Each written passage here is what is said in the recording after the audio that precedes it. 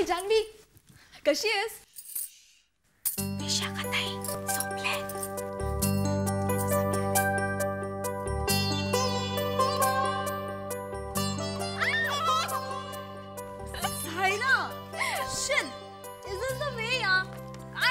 घाबरले ना मी. घाबरतेस कशाला? मीच आहे ना. मीच आहे काय, माझ्या सगळ्या झोपेचं खूप बरं केलं. गुड. बघ त्याचा नारळी पाक बनव. Please will stop the stupid jokes. Okay. हा, आणि अचानक कशी काय टपकलीस ग? अरे आज मी माझ्या हबी बरोबर बुक शॉप मध्ये गेले होते. तिथे लहान मुलांच्या नावाची पुस्तकं मिळाली. सो आय थॉट तुला पास ऑन करावं. सांग, मुलगा झाला तर काय नाव ठेवायचं? अनिरुद्ध, अक्षय, अतुल, अनाहत. स्ट्रेंज नेम्स ना. म्हणून आम्ही ठरवलंय पुस्तकात बघून नाव ठेवायचंच नाही. आणि आमच्या घरीत काय कमी आहेत का? सगळे भाषा पंडित. पण बाळाचं नाव आत्या ठेवते ना ग? राईट. आणि काय आहे, आमच्या बाळाची आत्या आहे ना, ही दुसऱ्यांना नावं ठेवण्यामध्ये सॉलिड एक्सपर्ट आहे.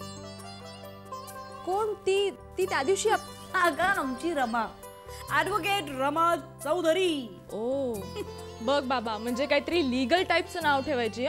ज्ञापन किंवा सेक्शन वगैरे. पण जर ॲडव्होकेट रमा बाळाची आत्या असेल तर मग त्या दिवशी हॉटेलमध्ये भेटली होती ती. तिचं नाव पण काढू नकोस या घरात. तिने आमचं नावच टाकलं आणि आम्ही तिचं. म्हणजे निदान मी तरी नक्कीच त्या दिवशीच्या तमाशानंतर. चहा. ओ थँक यू डिअर. जानू, माझ्यासाठी पाणी घेऊन ये ना. आत्या. जानू? हा, यू पीपल कॉल हर जानू. So cute. तुम्ही दोघी गप्पा मारत बसा, मी आलेच. हा जानू एक मिनिट, पळू नकोस. मी जाम रुसले तुझ्यावर. त्या दिवशी मस्त टांग दिलीस मला.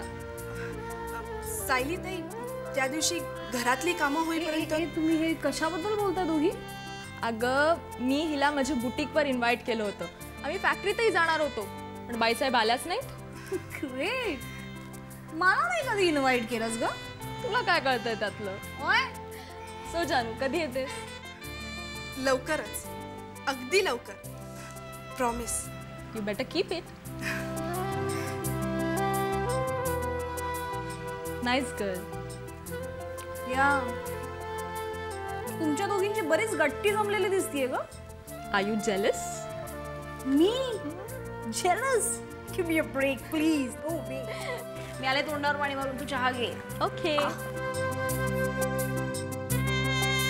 जरा नावं वाचूयात. अर्चिता, अंबालिका, अन्वेषा, अनन्या, अरी. हे वाचून जिभेची सुतळ व्हायची. नकोच, त्यापेक्षा चहाच पिऊयात. आबा, मी आणि भास्करने या आव्हानाचा खूप विचार केला, पण कठीण आहे. देवरामने आणखीन 5 आवृत्त्या काढल्या ना तर खरंच खूप कठीण आहे. नाही म्हणजे नेमकं काय कठीण आहे? आपल्या आवृत्त्या निघणं नाही. आपण आवृत्त्या काढतो ते देवरामशी मॅच करण्यासाठी, आणि तो आपलं टार्गेट आणखीन वर नेऊन ठेवतोय. त्याला ते आर्थिकदृष्ट्या शक्य असेलही, पण आपण आणखीन जर आवृत्त्या काढल्या नाहीत तर देवराम विरुद्धच्या लढाईत आपण मागे पडू.